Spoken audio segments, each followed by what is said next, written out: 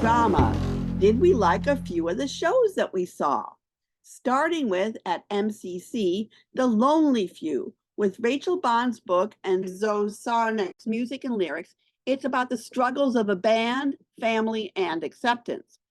The Lonely Few is a band headed by Lila that plays in Paul's Joint in Kentucky, where everyone seems to be stuck.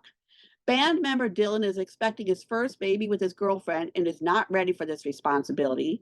Band member JJ is still young, optimistic, and filled with unbridled enthusiasm and no filter. Paul, who owns Paul's Joint, changes everything when he invites his former stepdaughter Amy, a known musician who is touring. Sparks immediately fly between Lila and Amy that could cause a conflagration of epic proportions. Trouble is that this is the South when gay people were frowned upon. Will Lila be able to overcome obstacles to be with Amy, and can Amy overcome her own baggage to be with Lila?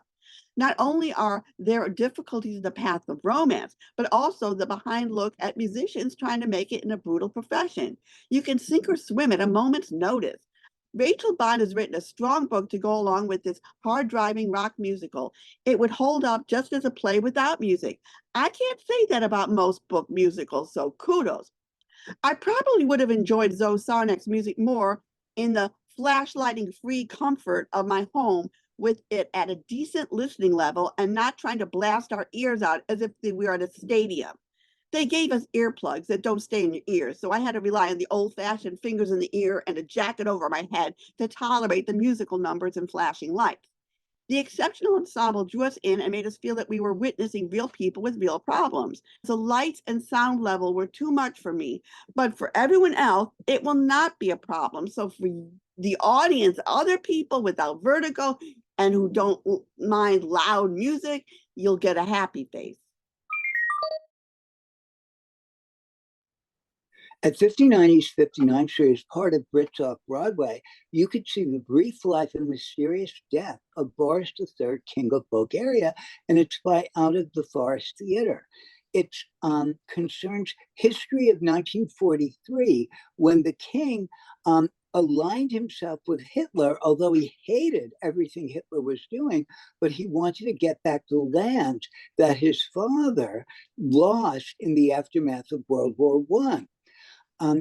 The group is an amazing ensemble. Joseph Cullen plays one role as the king, but others play multiple roles. They're incredibly good. They work together beautifully.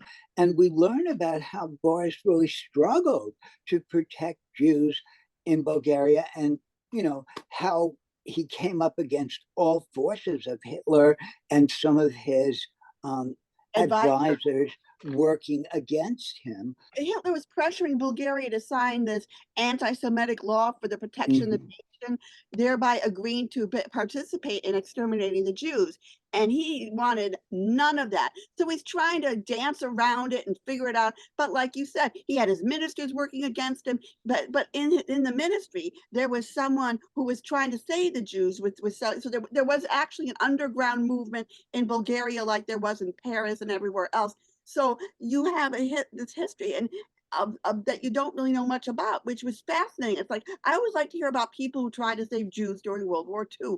And it was just so beautifully done by these people. It was funny and clever and sad and exciting and suspenseful, and the cast was incredible. And I am giving this a major, major happy face. I thought this was a wonderful production, and it really gave me a lot of information that I didn't know. Major happy face as well.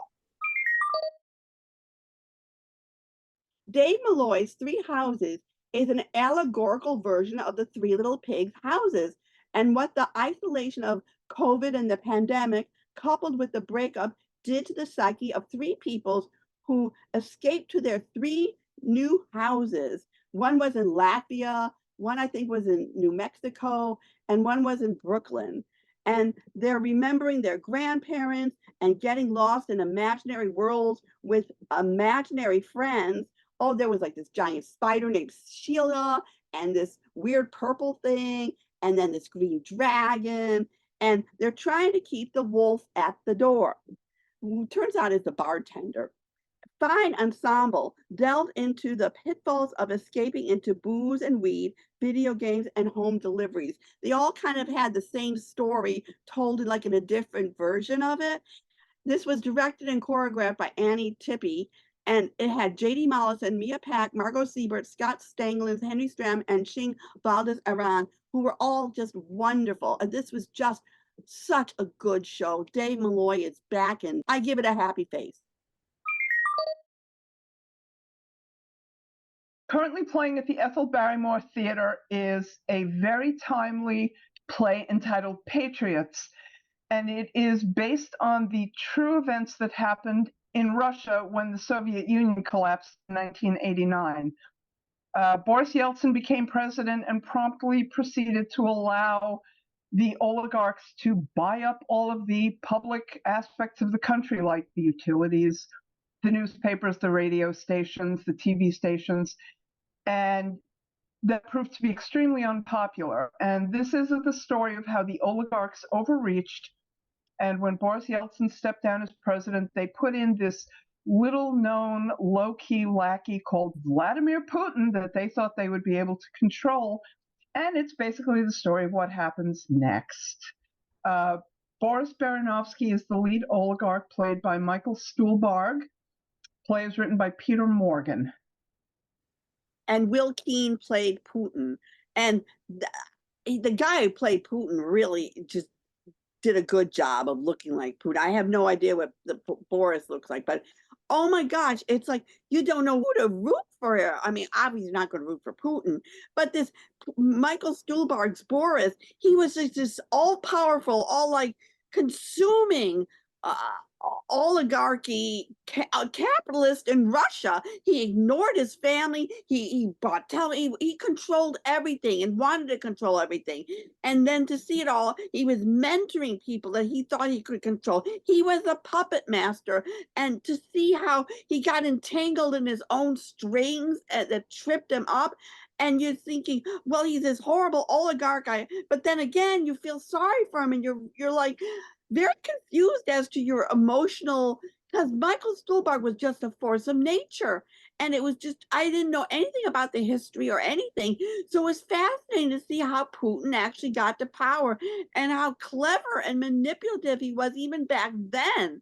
And nobody had a clue. Putin, who took the fall of the Soviet Union very seriously, wanted to bring Russia back more the way it had been prior to 1989. That's the dichotomy. Seeing what has happened in Russia now, really, the only ones to root for are the oligarchs. But this was a great play, extremely well written, extremely well acted. I give it a major happy face. It's kind of funny because he went too far back, because now Putin is basically a czar. So yeah. I'm giving this a major, major, major happy. This is one history lesson you're going to want to take. And really go see it.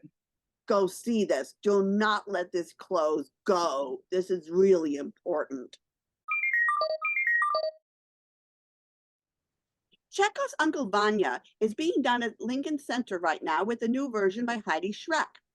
It's basically about Uncle Vanya, who works the farm with his niece Sonia, which was owned by Sonia's deceased mother.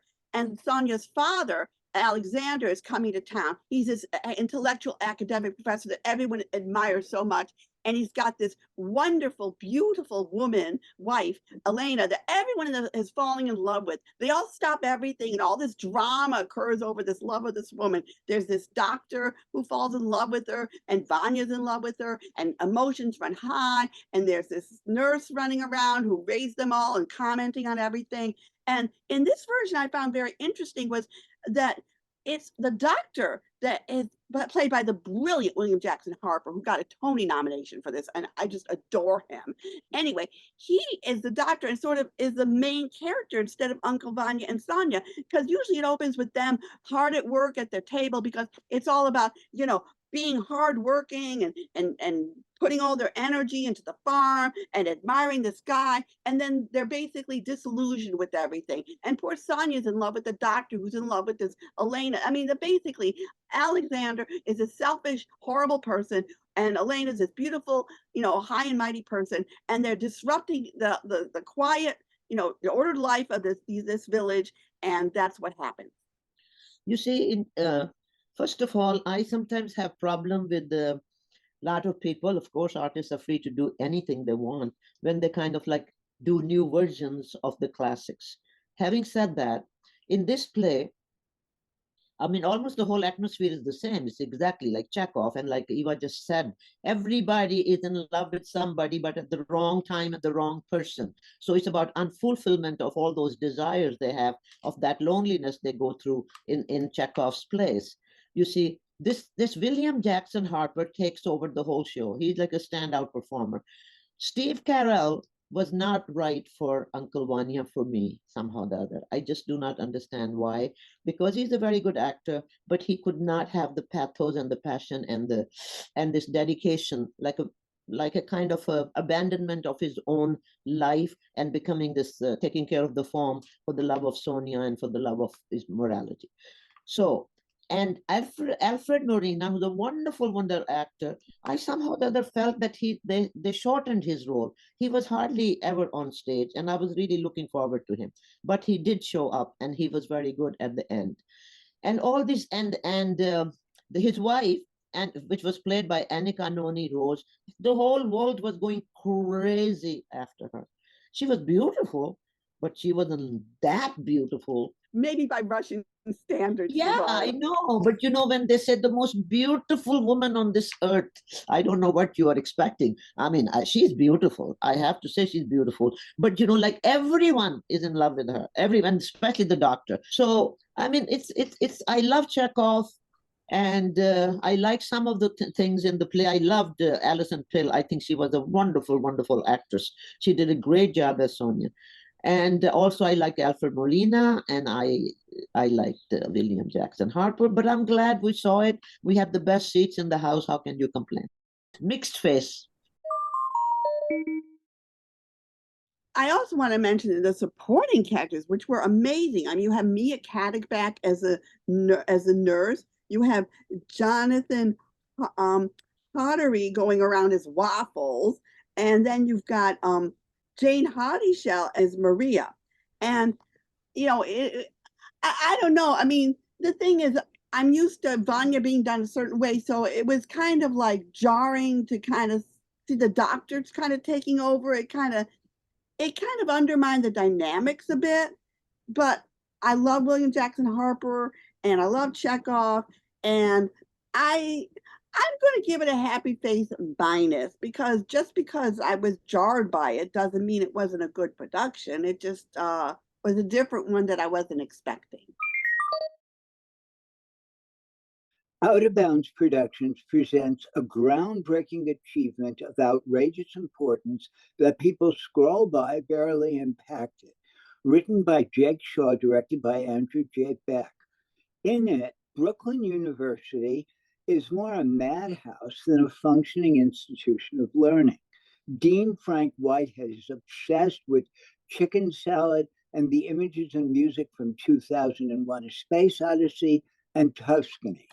His assistant and girlfriend, Eileen Orion, is more level-headed and capable of running things. Virginia Carver, a head of a department, wants all the adjunct teachers to be fired to maintain funding for the official faculty. She also has delusions of grandeur, comparing herself to Elon Musk and God. Bright creative scholarship student Caroline Doherty is very disturbed. A professor's assignment that she converse with an AI bot has brought about an embarrassing situation of sexual harassment. Dean Whitehead's son, Mitchell, has fallen in love with Kelly, another AI bot. I didn't care much for this play, but I liked the performers, especially the young bot-involved Carolyn, played by Amber Gatelin, and Mitchell, Dave Morrissey Jr., They brought a freshness and sincerity that helped make their ridiculous predicaments tolerable. I also like the projections used to create the Tony academic office, landscapes, and hospital settings. Good work by Anthony Mattioli. This isn't a play that I would recommend. Mixed faces minus. This shows you the difference in our taste. I happen to adore Brad Fryman, who played Frank Whitehead, because he was just over the top, insane.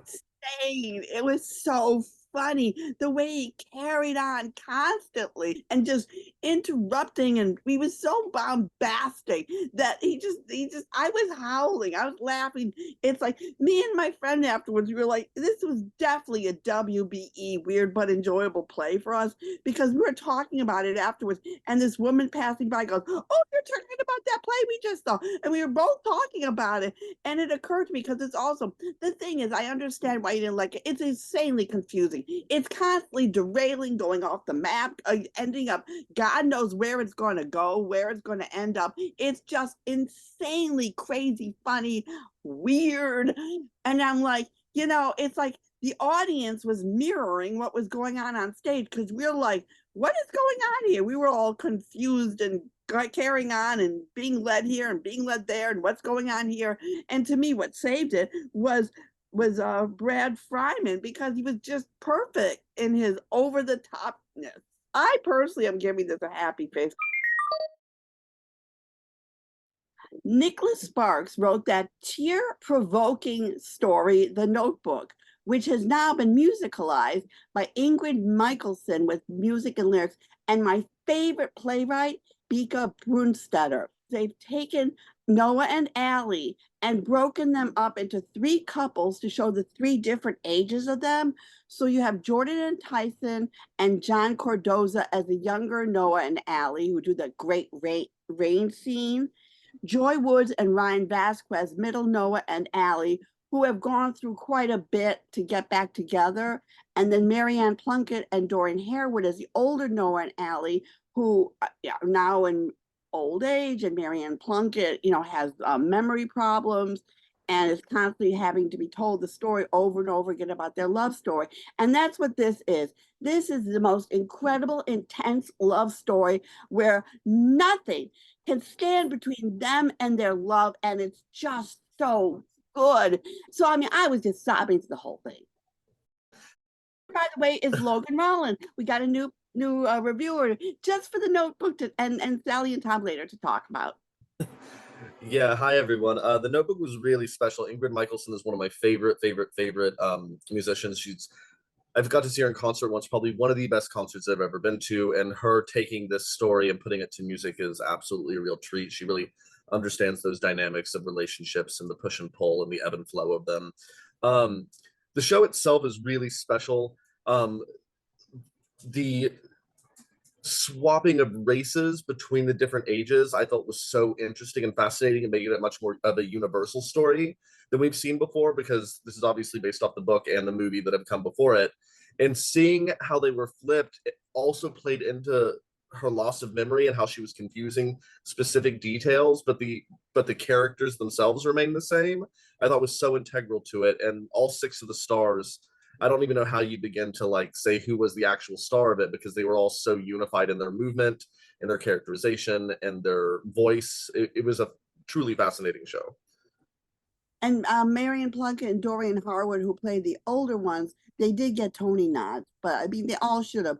And whenever you talk to Marianne Plunkett, say, oh, it made me question, but it's funny too. You got to remind people it's really funny. So, you're not just going to cry. That's just a given. But you also surprise yourself by laughing and just feeling all gooey and happy inside, even though it's such a sad story. In that sadness, you find the joy of the relationship, and I think that's really what becomes the important part of it.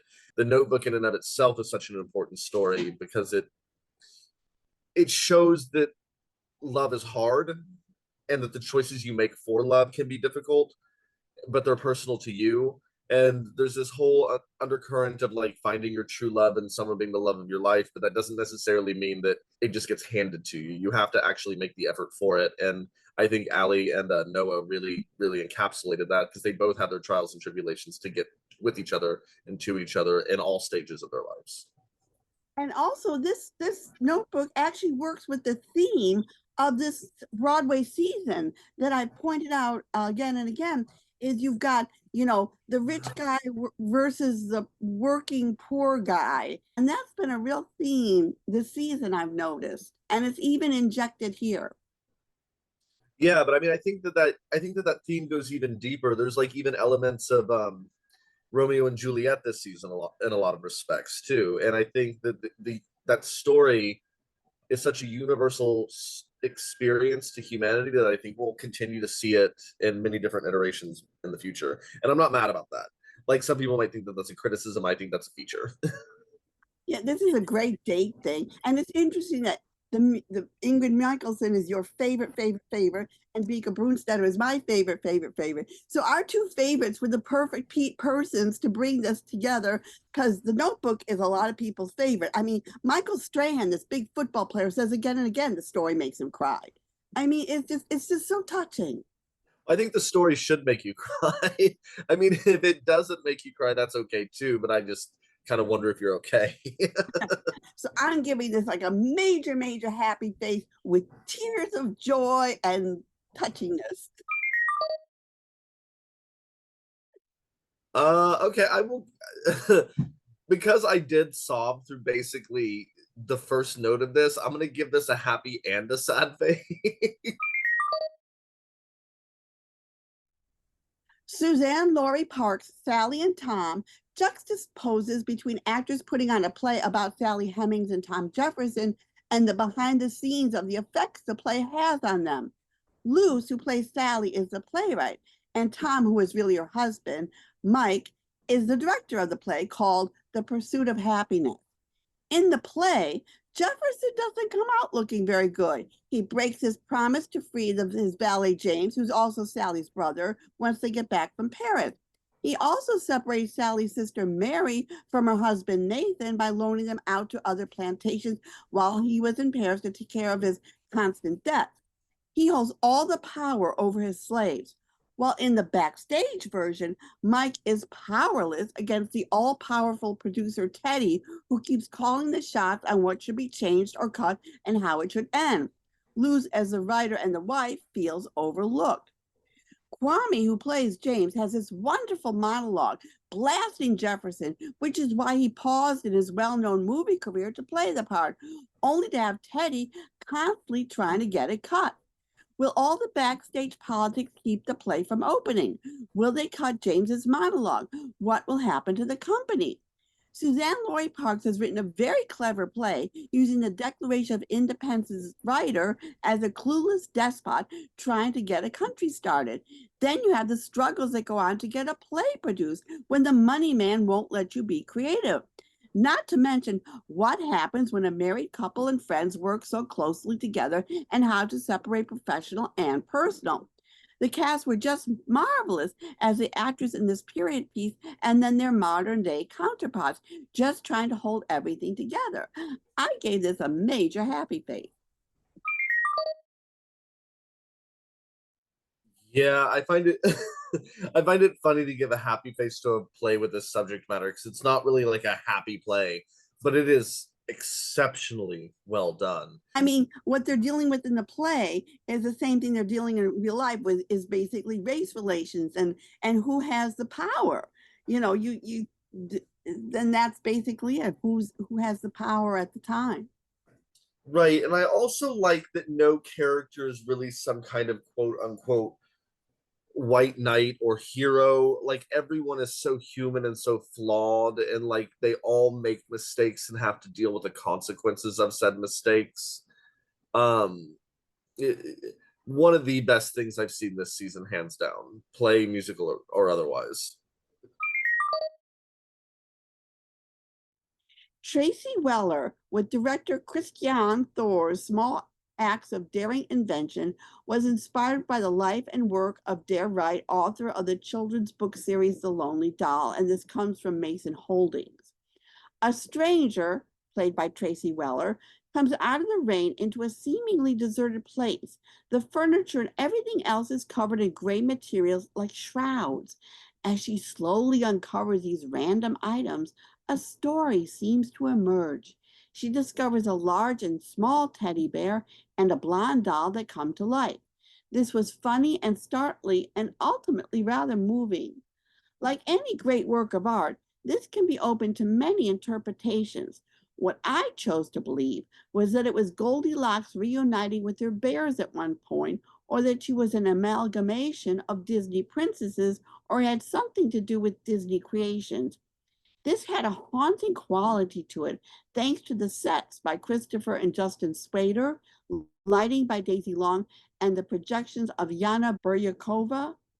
Phil Carluzzo's original music and sound contributed to the atmosphere and the actions of the stranger. While there were moments that I didn't understand, like the significance of buttons, I still found myself quite overcome at the end and crying for some reason. I'm a big fan of Mason Holdings, and the first show that I ever saw was with Tracy Weller in Jarring, and my admiration is continuously justified. Happy face. And now for some shows that are going on, special events. Our next show is June 15th. So some special events that are happening on Monday, June 3rd. There's 3 of them. Theresa Rebeck is being interviewed by Robyn Goodman at the Bruno Walter Auditorium from 6 to 7 p.m. The Irish Rep Gala is happening at the Town Hall at 7 o'clock. And Spirit Stronger Than Blood, a farewell celebration of the music of Frank London at Roulette, and that's going to be at 8 p.m. At 92nd Street Y, Lyrics and Lyricists from June 1st to 3rd is having Wonder of Wonders celebrating Sheldon Harnick. 59 is 59th Street Theaters is doing Watson, The Final Problem, June 9th, and Chopped Liver and Unions, June 7th. And there's a puppet wrestling show called Kayfabe at June 6th to 7th at Dixon Place. The Theater World Awards go on June 10th at 8 o'clock at the Marquee Theater. Club Thumb's next show will be on June 3rd to the 13th at the Wild Project. And Hotsy-Totsy is doing their tribute to video games, and they appear every second Thursday of the month, June 13th at 7:30 at the Slipper Room. Encore's Titanic is ending the season from June 11th to the 23rd at New York City Center with Titanic.